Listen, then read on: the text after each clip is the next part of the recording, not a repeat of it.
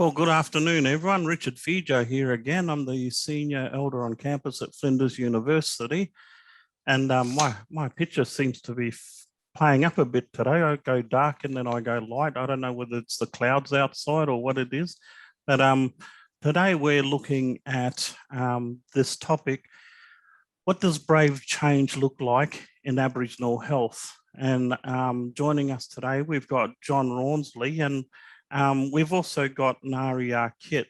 So before we get underway, I'd like to acknowledge all the traditional owners and custodians from around Australia, wherever you're watching from or listening in from.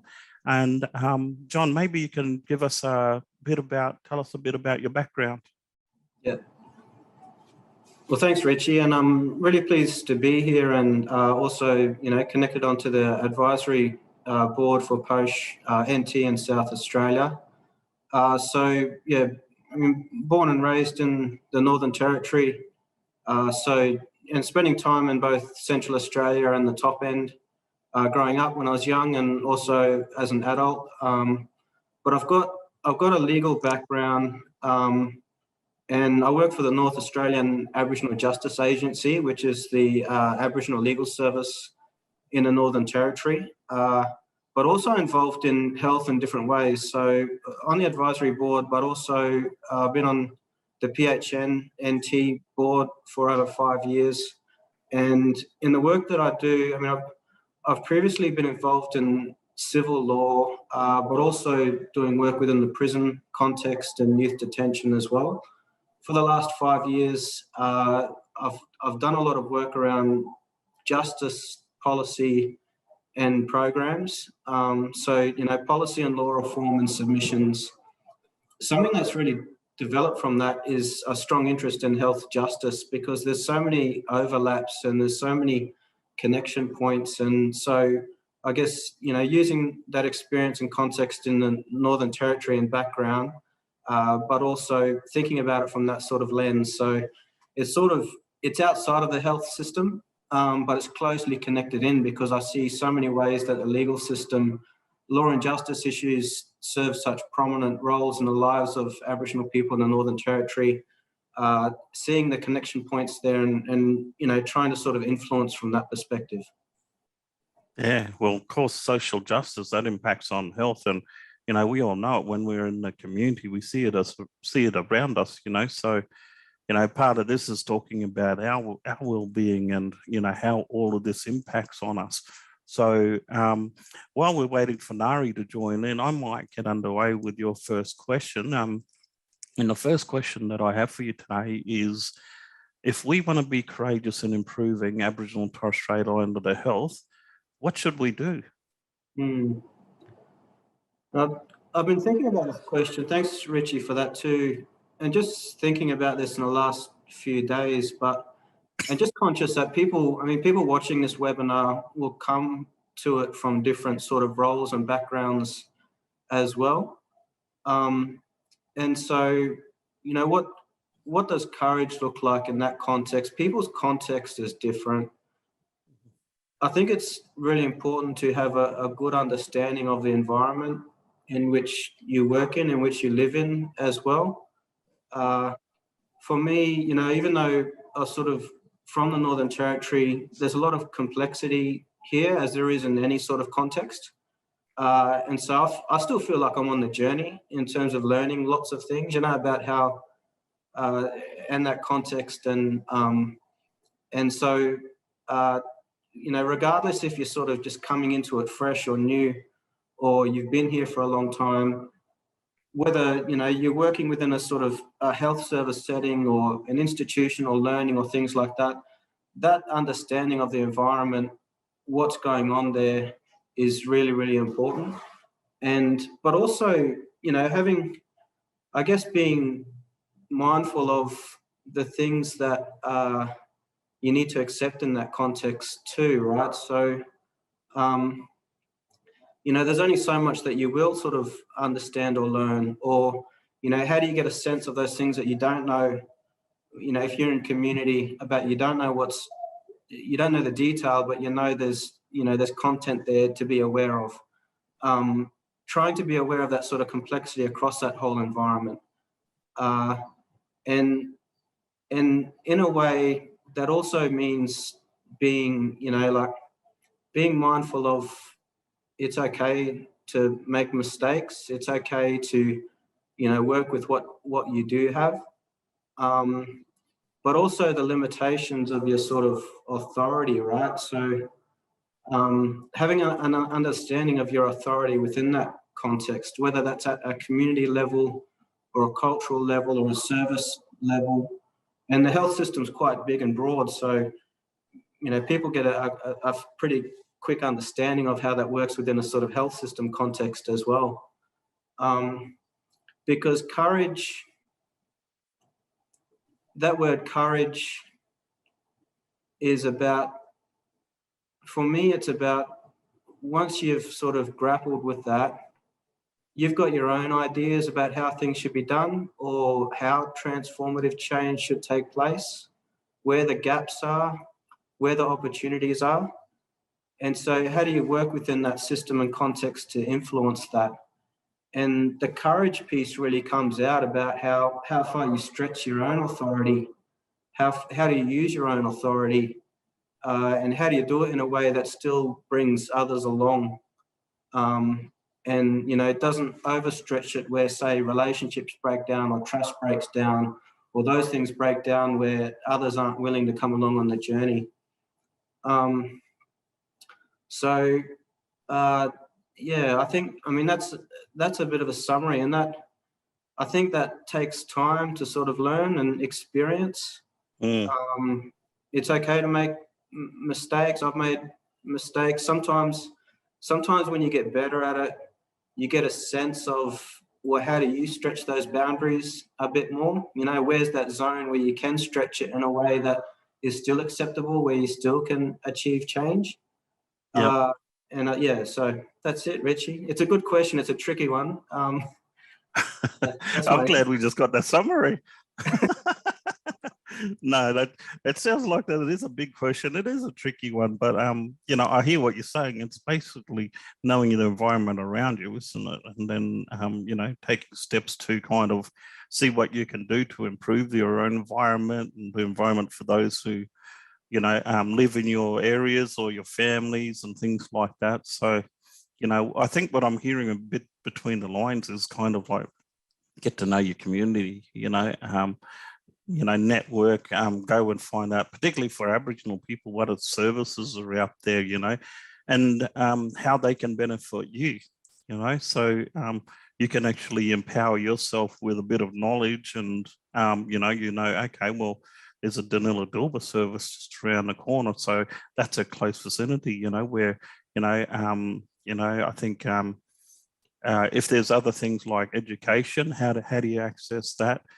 But that's a good one. I think the other thing about knowing your environment is building networks as well. And as it happens, I'm going to have to bring this up, brother, but as it happens, why don't you tell them, what we've done with some of the comedy in Darwin,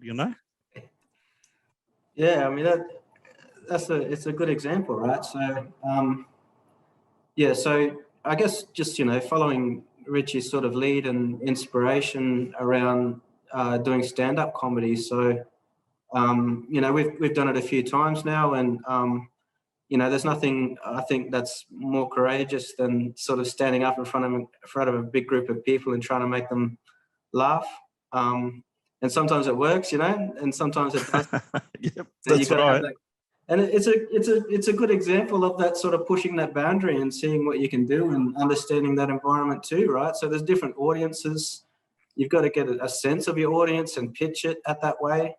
But that courage, unless you try it, you're not going to achieve it, right? So that courage to stand up and just try it, again, acknowledging, that you make mistakes, but also that incredible feeling of when you do get a good response that people are connected and people enjoy that experience. So, and again, that's, talking about these seminars where there's leadership, I think that's a good example of exercising leadership, because it's not something this comedy thing is not something that's done where, say, you've got this big organization or institution or these formal roles of authority doing that work. It starts from, you know, like particularly your leadership and the group as well around, well, what is Aboriginal comedy? You know, we all sort of sit around and tell jokes and stuff like that, but what does it mean to do that as part of stand-up? And also, you know, where's the healing part that sort of comes into that in terms of those positive messages? But also, you know, just trying it from nothing and not doing it through a formal program or a formal organization or things like that. It's just people getting together and people standing up and just trying it. And then it leads to shows. And then, I mean, people get tickets for shows, but also if you've got 100 people in the room and they're all experiencing that positive laughter and that sense of connectedness and the strength that comes from that, there's healing from that, and there's positive mental health messages from that. There's a sense of sort of strength-based connection from that as well. And it's us using our authority a bit differently because we live and breathe in this space. But it's something that's sprung from just trying it and just ourselves, you know? Yeah, so just to explain a bit more, John and I are part of a stand-up comedy group called Deadly Darwin. This is not about the self-promotion of Deadly Darwin at all, but the purpose of that was actually to encourage people to get up on stage and tell a joke. And what John's actually saying there is when people took the opportunity, when that door of opportunity was opened for them, then they could actually test themselves. Some people it worked for, some people it didn't work for, but at least they got a taste of stand-up comedy. And, you know, they say public speaking is the greatest fear in the world, isn't it, John? Yeah. But then you try stand-up comedy. And the other thing I'm hearing about it is what you're saying there is the great thing about that example is that you get the taste of success, you know, and that's really important to the well-being of Aboriginal health, because we shouldn't just define health as physical, you know, or mental, but we as Aboriginal people also have spiritual and social. So, you know, a few years ago, I really didn't know, John, and now, you know, we're putting on comedy shows together. So there's a networking and it's a social network. And we share that sense of success, hey, when we put on a good show. Yeah, that's right. So, you know, whether it's university or, you know, graduation or something like that, it's that taste of success, you know. And so courageous is, for me, I suppose, and what do you reckon, John? It's kind of has to be the individual and probably supported by family, you know, or someone, and even someone with the same kind of, within that same kind of interest group. Yeah. I mean, it is really tricky because I guess that courage, I mean, if you think about the cultural context too, and sort of grappling with this, thinking through this as well more recently, but there's this whole context around when you're with elders, you sit and you listen, right? Or you don't, it's not this classroom setting, like education is not this classroom setting where we're used to just putting our hand up and trying to interfere more, or this individual sort of approach within this whole system. It's sort of like taking the instructions and taking the knowledge and waiting for that time to receive it as well. Again, getting back to that understanding the environment, there's tensions around that, right? Because if you're a younger person, for example, and you've got a different view, and you've got these tensions around, well, what's your place? There's a lot of complexity going on there. But again, you know, how do you use that courage in a way that you try and do that respectfully, or try and forge a path where it's done respectfully? What other things do you need to do to exercise that leadership to ensure that it is respectful? These are challenging things, and they're very individual as well. There's no blanket rule or blanket approach to it all. But these are things that you do have to think about and work through yourself, because you have to be mindful of the complexity of that whole environment. And thinking about, I mean, just continuing on from that comedy as well, is, you know, so much about health is, it's very individual based, and, you know, that whole challenge around engagement or follow up or people going to appointments or taking medication or the well-being about looking after themselves, mental health. Again, there's a lot of complexity there. And that's, I mean, one of the great things about just connecting, you know, like the comedy stuff, just connecting with others and using that strength-based and sharing funny stuff that's related to our place here, gives that whole sense of that, well, connection and disconnection as well, and relationships, and, you know, genuine relationships and supporting each other is really important in this space. And so, you know, because we've developed those relationships as a small team, we've had the courage to sort of stand up and try it. If I'm feeling like I need support or reach out, I know I can do that with anyone from our group, right? And that whole notion of how do we bring people along the journey and how do we connect is so important in health, and it's something that's hard to grapple with, but that sense of community and connectedness is so important. Yeah, it is, because we always think communal in what we do. So I see Nari's joined us. Are you there, Nari, or I can't see you? Hello, can you hear me?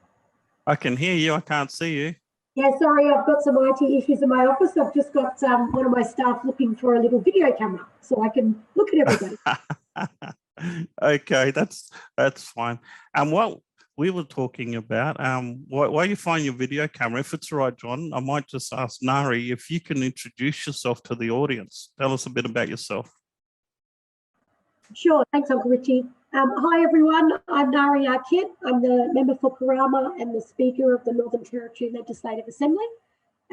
Back in June, a few months ago, I turned 40.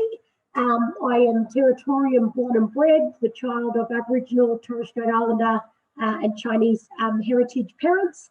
Been in the Territory my entire life and have a real passion for making good change going forward. I spent a lot of time as a community volunteer before I entered politics. I spent time... Sorry. Sorry, yeah, so I spent some time before politics just volunteering in the community, always encouraging people to be part of the change that they wanted to see. If we continue to leave decisions and power and action up to those in government, we're going to be waiting a very long time to achieve the outcomes we're all searching for. So I got into politics to try and take, I guess, the leap and the opportunity to make change at a greater level and to encourage everybody else that, you know, us mob need to be in those positions as well to try and make change from the inside. So that's a bit about me. Well, that's deadly. So just so you know, our segment today is what does brave change look like in Aboriginal health? And what John and I was just discussing was if we want to be courageous in improving Aboriginal and Torres Strait Islander health, what should we do? So John's just finished answering that question. We was talking about Deadly Doe and stand-up comedy and enabling people to get up on stage and not only improve, you know, their chances at public speaking, you know, but also networking and making new friends and having support networks. But from your perspective, with your background, being courageous in improving Aboriginal and Torres Strait Islander health, what do you say we should do? Oh, I completely agree with what you and John have said already, Uncle. It's, I guess some of the things that I'm always concerned about is making sure that we have enough people who are stepping up into leadership positions. Goodness knows that there are plenty out there that need to be filled. I guess as a 40-year-old now, I'm always looking at succession planning. So making sure that we've got those people who we have, I guess, earmarked to take over, making sure that they are mentored and they're supported. They know that they are not on their own. I'm encouraging a lot of people to always remember what we've inherited, what we need to achieve.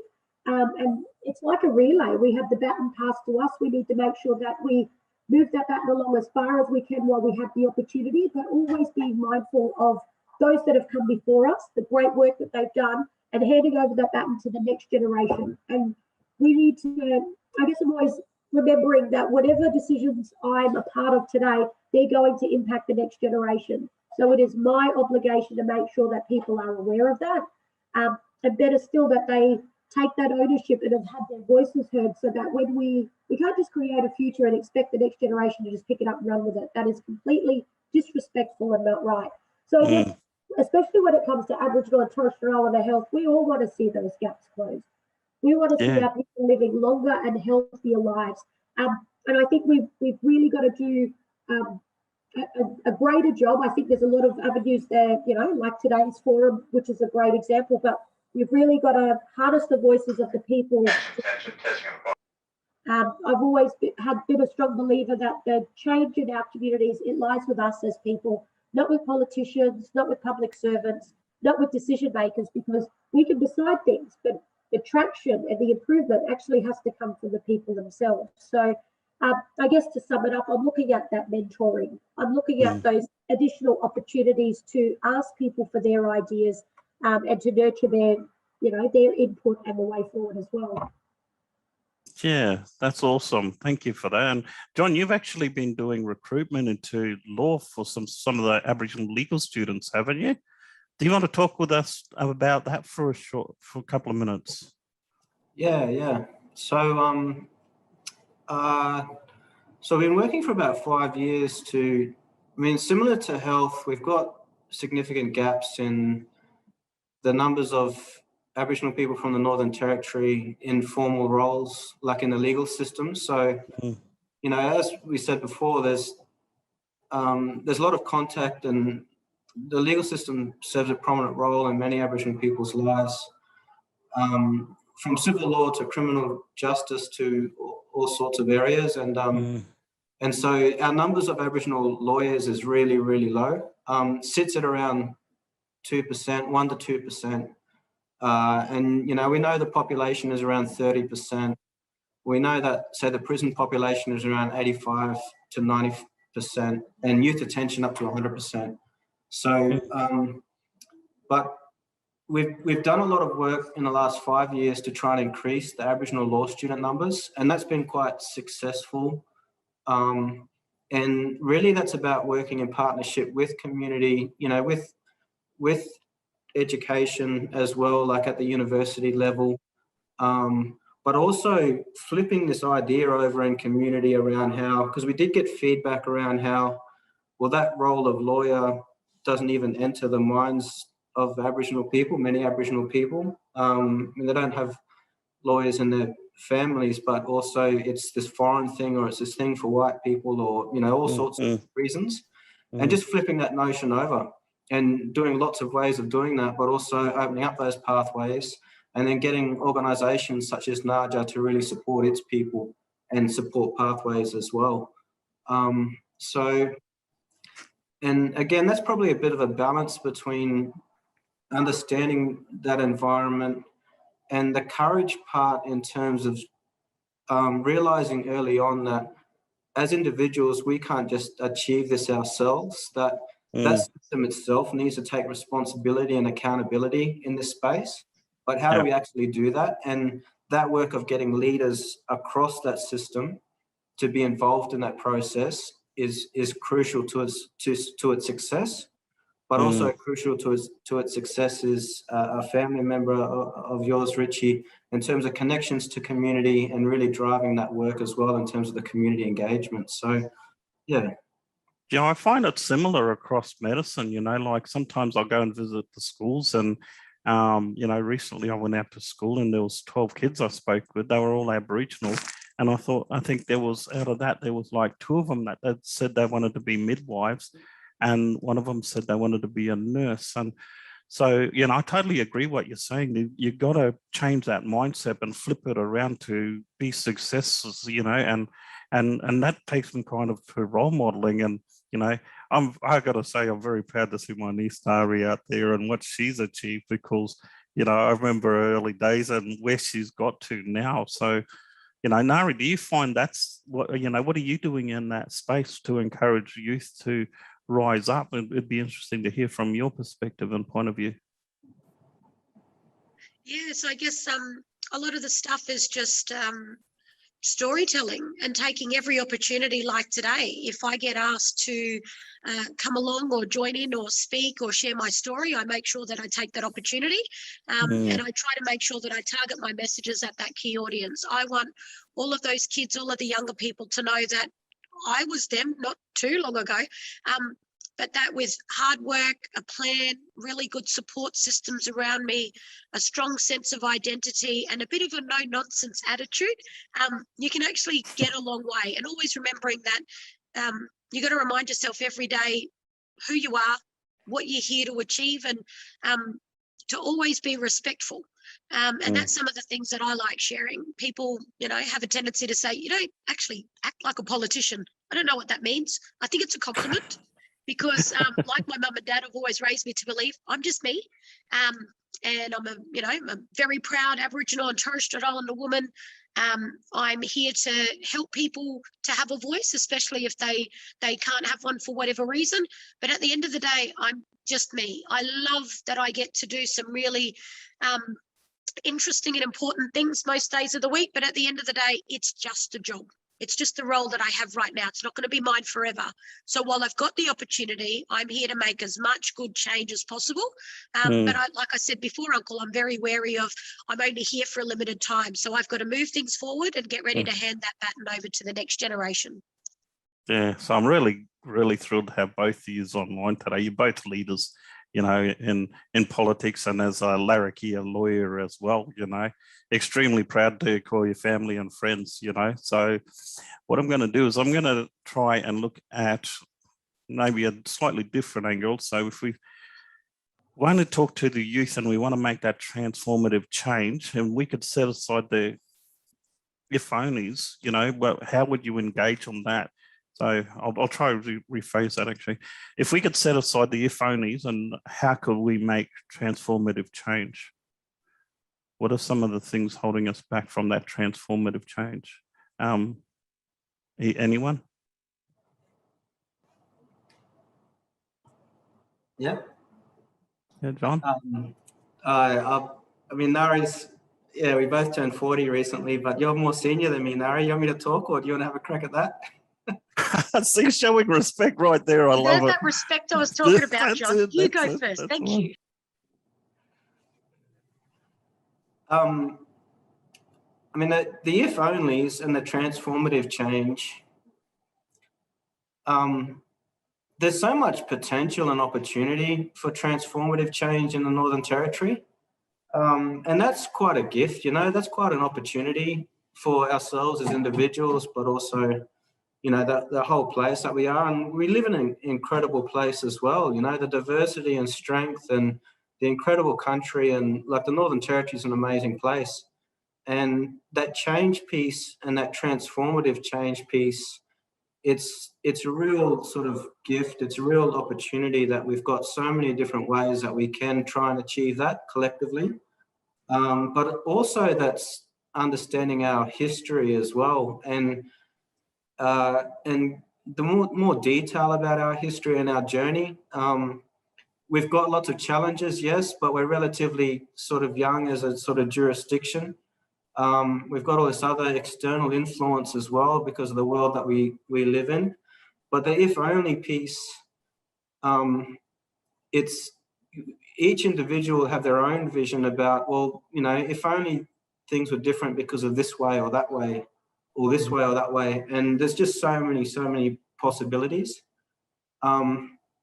And I think, I mean, it's often easy to sort of fall in this trap of, oh, yes, things are too hard, things are too challenging, our problems are too big, our problems are too complex. There's lots of trauma here as well. But this chance of settling on, well, these are the ways that I would like to see it change, and working towards that and building allies around that, that's where the transformation happens.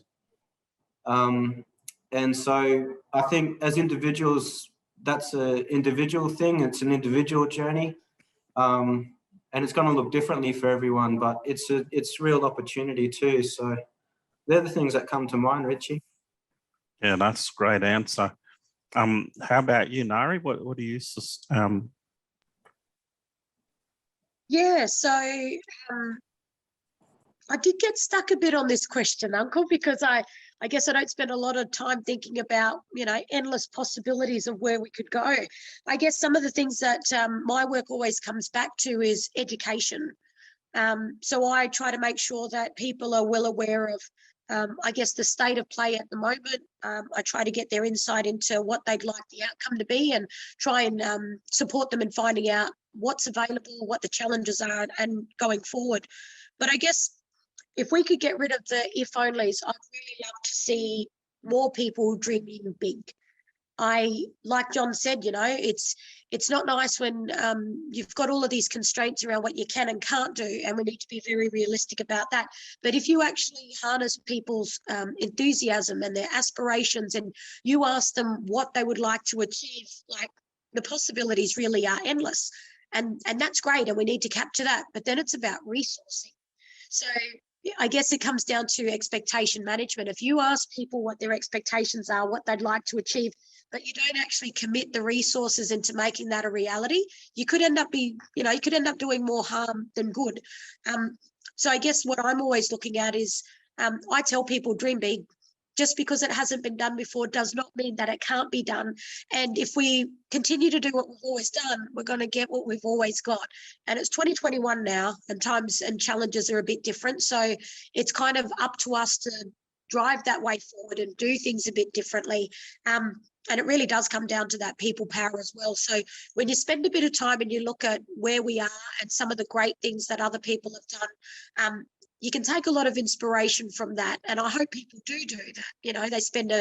They spend more time reflecting, and also reflecting on, their own processes and journey, and patting themselves on the back, because we don't do that enough, especially as Black fellas. And then remembering that we can just, continue to push forward. And if we get the right group of people with really good ideas and great connections, you literally change the world. So that's what I'd like to see happen.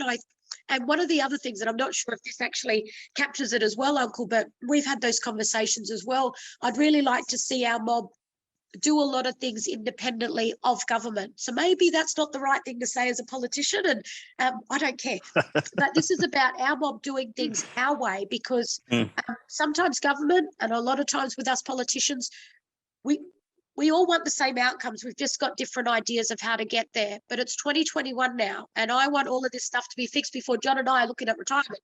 So, I really want to encourage everybody, if you think you've got a better way of doing stuff, find the backing to get it going. And, I'd be the first person to sit down with you and say, right, how do we get everybody else on board? Yeah, there's a lot of positive reinforcement there, and both of you are saying, and I'm absolutely loving it. I'm just like, well, you guys got to make me tear up. I'm so proud. Okay, so what we might talk about now is, I'm just going to go slightly off cue here. I'm going to ask, what was the change generator for you? And maybe we'll go to John, which made you decide that you was going to be a lawyer, and then I'll ask Nari the same question for about being a politician, and what helped you step through that barrier, or that mindset, because we've talked a bit about saying we've done a bit about positive reinforcement. We've started encourage the youth and tell people to dream big, and you can achieve it. Let's hear a bit about your own story. So what made you, or not only drove you to becoming a lawyer, then actually being a lawyer? Good question, Richie. I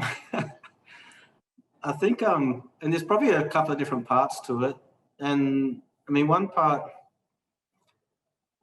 and this comes across our work trying to encourage a lot of Aboriginal people to study law, is that there's this whole sort of social justice side of things, like the history there as well. Seeking to understand the legal system to be able to try and influence it in a more effective way, but also those stories about who we are and our history, and the decades before we were born, and even like personal stories, you know, through family members about injustice and discrimination and those things. From a young age, coming across that and people who I love, and feeling a sense of injustice, and then you know, I guess that journey is seeking to try and influence that at a more sort of systemic level.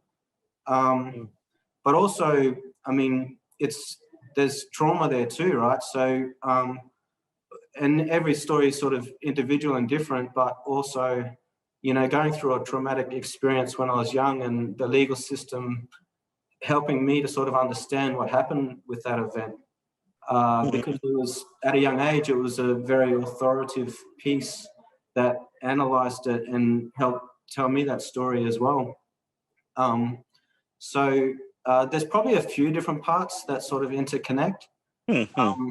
Yeah, and we don't need to get too personal. You know, we all kind of grew up a bit rough, you know, so we totally get what you're saying, you know.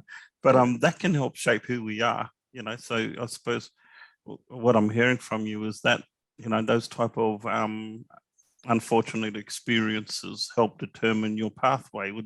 Would that be right? Yeah. Yeah, that's right. And so reflecting, like, and again, that intersection between law and health, there's so many connection points there. But for, you know, there's positive ways that it also helps people. There's lots of negative ways as well because of the way that the system sort of is structured. But trying to sort of not embrace, but just understand that environment, but be mindful that there is that broad sort of experience and people are going to experience it differently, you know, but at the same time, that sense of injustice there's points in our history where it's really strong, but they're points that we have to keep on working on because that's how we change the territory. Beautiful, beautiful. Love it. That's right, bro. What about you, Nari? What was your, not only your influences, but your driver that actually helped you cross the line to, you know, breaking through into politics and, you know, your success, right, and becoming Speaker of the House? Yeah, so I just moved my camera, Uncle, so you can see my dad just there. Oh, yeah. So yeah, my biggest inspiration, and like I was saying before, it's the path to walk is a lot easier for me because I got to see it firsthand when my dad went through it and spent 10 years in this place in the Northern Territory. So I just always having that really good support system, those people who can pick you up off the ground when you don't have the energy or the belief to do so yourself. Those people who say, remember whose daughter you are, remember that you're, you know, here to do some really good things. Buckle up, princess, you're stronger than this kind of thing. So, you know, there's been, like John, there's been a lot of trials and tribulations. There's been a lot of heartache and a lot of trauma. But I honestly believe that it's, you know, we're all on that path where we want to make things better. And it's never just about us. It's how do we use our life experience and our own journey for the betterment of everybody else. And I'd like to think that most human beings hopefully have that ingrained in what they're doing. As a young person, I wanted to be a banker. Then I did the pre-law program with John. I wanted to be a lawyer. I guess with my support system and really lovely parents, they understood that sometimes I needed to put my feet in the water and realize that it wasn't, I needed to dip my toe in before I dived right in. When I decided that politics was the way to go, I actually wanted to go now at my age when I was 40. And there were some really wise people who said to me, it all comes down to timing. So when I looked at my life, where it was heading, I asked whether or not I was happy in the public service. I was working in suicide prevention and mental health before this job, and I thought, well, actually, no, I'm not happy. I'm not happy that I feel like I do more as a community volunteer with the Darwin Region Indigenous Suicide Prevention Network than I actually did in my paid job as an Indigenous Suicide Prevention Project Officer. I felt that politicians and government of the day weren't listening to what the people needed. People, I mean me and my community. And then I thought, well, I have two options. I can do something about it or I can sit back and whinge. And my parents don't let me sit around and whinge. So roll up your sleeves, dive in there and make a change.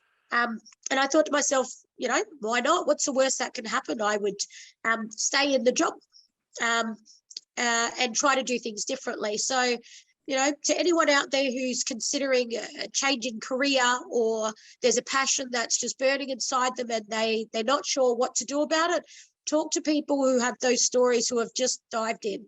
Sometimes I just thought to myself, I would be happier stacking shelves in Woolworths and delivering pizzas or working at my local, you know, Kmart than I would have been as a public servant. And I spent 15 years there since when I was 19. So then I thought, you know what, I want to be in politics because I want to be the voice of the people, and I want to advocate for suicide prevention and mental health in a way that I don't think ever has been in the Northern Territory.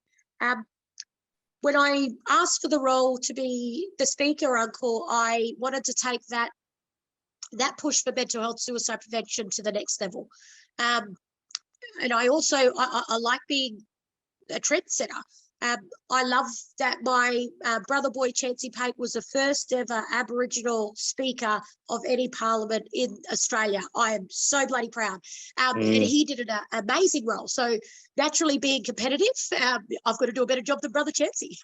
And so I want people to, I've never just rested on getting to where I wanted to be. I always wanted to go to the next level. I always wanted to do more. I always wanted to make bigger changes. And so I'm very wary now that I'm 1 year into my 4-year term as speaker, and really looking at ways where I can, I guess, make the public more aware that I'm here. This is the stuff that I'm doing. A lot of my stuff goes undetected. It goes under the radar because that's mainly the ceremonial and the administrative parts of my role, which takes up a lot of time.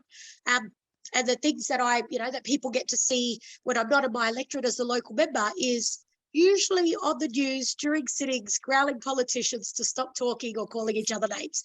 And that's a part of the job, but it's all about building respect. It's all about making sure that politicians understand that we do need to lift our game, that we are accountable to every single Territorian, and that, I say it to them all the time. We asked for these jobs. We didn't fall into them. We went out and campaigned and asked Territorians, vote for me, pick me over every other candidate, and I promise that you won't, regret it. So I try to hold them to account as a peer and to let them know that we need to be different. We need to be better. And there's a lot of young people who are watching us these days. And I don't want them to be dissuaded from ever becoming a politician because they think that question time is normal for what we do during Parliament.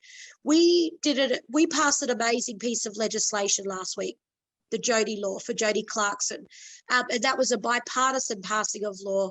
It was to make sure that a dying woman's wish could be enacted because Jodie wants to be able to donate her brain to science to try and overcome the next person being impacted by brain cancer.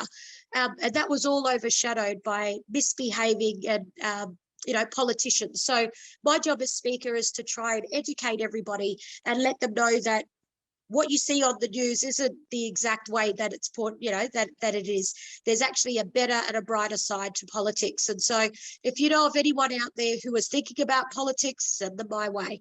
I'd love to have a chat and have a real, give them a bit of insight into what it's like, but to let them know that it's definitely worth it. It's not easy, but it's definitely worth it. Yeah. I'm sorry, you got me tearing up a bit. It's too much pride for me to carry between you two. Now, on our home stretch, what I'm going to do is I'm going to bring it back to health, and we're going to make health the focus of this last question.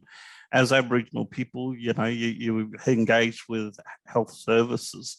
So we've got about 15 minutes left, but how does medical and allied health training need to change to enable transformative change across allied health? So put on your medical hats now and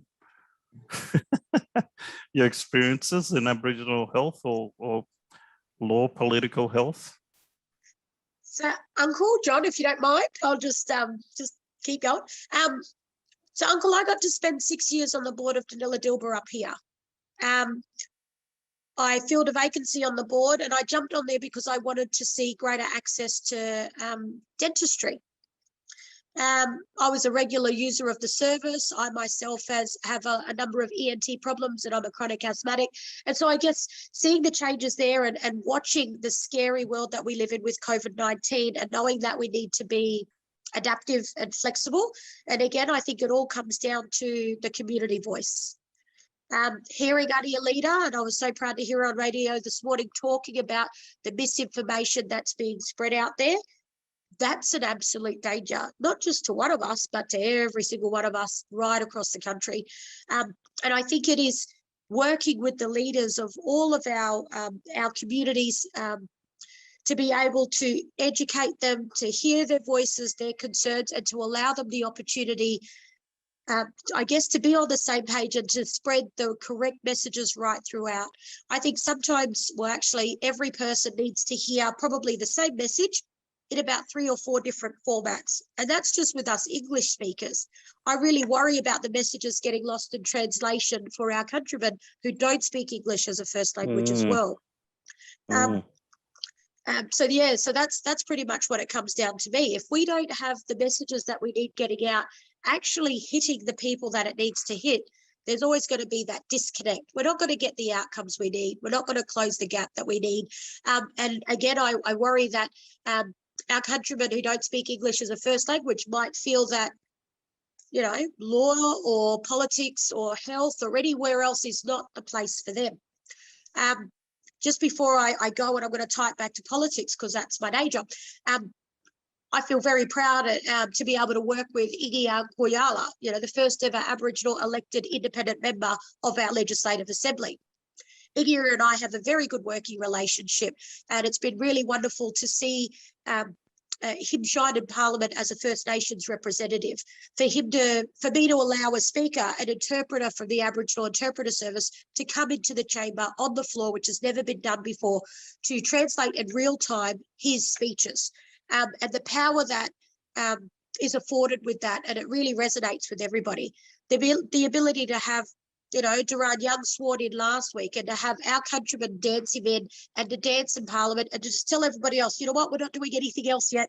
We're just going to be here. We're really going to enjoy this. And then later on, we're going to recommence our proceedings. So I just think it's really important for our mob to have our voices heard, to make sure that things start getting done a lot our way, because who knows better about Aboriginal health or Aboriginal issues than Aboriginal people themselves. Solid answer. Thank you.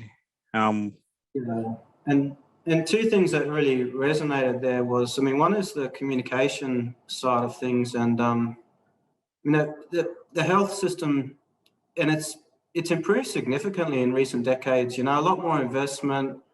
You know, the primary healthcare system, the hospitals, acute level. You know, compared to sort of growing up, can see significant sort of change in investment, support, access to services. And that communication piece, like that trust piece between individuals and that system, whatever health service it is, but that trust and that communication, it needs to be center. But also, you know, we know our people who deliver the best service know their people, right? They know the people that they're providing a service to. And so models that say that invest more in developing that up, so whether it's learning language or it's programs where instead of a professional coming and going, they're spending years at a place or get to know a place and the people, it's that sort of training and education that we need to continually sort of explore and improve on, because this wave of artificial intelligence and telehealth and things like that, there's going to be changes in the years and decades to come. And that whole trust and relationship piece with the people, and we've got lots of diversity here in the Northern Territory, we need to sort of keep on sort of focusing on that. And the other piece there is doing it our way as well. The system, again, there's been significant investments, and the clinical ways and the professional ways, you know, built through this whole tertiary education system are really critical within that. But there's also a lot of importance and value on the cultural side, investing in the cultural side, the cultural knowledge, you know, the cultural brokers, educators, interpreters, the people working side by side, and those pathways. Say if we use mental health, for example, and counselling, psychological services, myself as an individual will receive a greatly improved outcome if I'm engaging with someone who I can get along with, who knows me, who I trust. And sometimes, and many times, that will involve Aboriginal people in those roles. And so the value of that system, holding that front and centre, and efforts and ways of really improving that as well is really important. That's great. That's a really nice summary, John. So I understand and I appreciate, Nari, your time is so valuable. Thank you for joining us. So what I'm going to do is I'm going to wrap things up a bit early, but what I'm really hearing here is we have John with a legal background, Nari with the political background, myself even with the medical background, you know, and what I'm hearing a lot of is that the social determinants of health are overlapping through legal, through political, through educational, through housing, through everything, because it all comes back to impacting on the individual and how all of this together impacts on me or you or our community members, you know. But in the same time, we have the right people in the right place. We have Nari, you know, doing the politics. We have John, you know, representing in the legal field. You know, we have myself, Flinders, and Posh representing the health fields, and that's what it comes to, is making sure that we can continue this discussion with each other while we're bringing in more reasons for resources, but also bringing in the youth, so we're actually preparing for tomorrow. And what I'm going to do is read out this definition. So one way to define courage is to think about how far you can stretch your own authority and how you can use that authority in a way that it brings along others, so that others are willing to come on the journey. There are a lot of opportunities for transformative change in the Northern Territory, but we have to understand the complexity and history in the Northern Territory. Respect and recognizing the importance of the work and the people that have done before us, and growing into the next generation and who is coming along in this journey is really important. It's often hard to, it's often too hard to fall into the trap of thinking problems are too big, but through positive networking and positivity in the community and mentoring the younger generations, we will amount to change. We all want the same outcomes. We just have different ways of getting there. So if we want to get we need to get the right people in the right places with the right connections, and you can literally change the world. You need to grow education and mentors and building allies around what provides an opportunity for transformation. And we need more people to dream big. Just because it hasn't been done before doesn't mean it can't be done. Also, communication is really important. We need to understand if people don't speak English as a first language, that we're communicating to them in the right way about health, or getting opportunities to be heard, and what their needs are and what our community needs are, and having more people like us always keeping our fingers on the pulse of the community and what their needs are. So I'm getting goosebumps now just talking. This is a wrap up from you guys. This is what Tim wrote as the summary, and it's just giving me goosebumps. And, you know, I'm so proud of you guys. I really want to thank you for joining us today. Both of you have been really awesome. Thanks, Richie. Thanks, Larry. Thanks, Sam. We'll call it a wrap. Thanks, Do you have any everyone. questions for us? No, thanks for the opportunity. We'll see you next time. Okay, I'll give you a call up later, and thank yous again. Awesome. Thanks all Thanks, then. everyone. Okay, bye. Yes.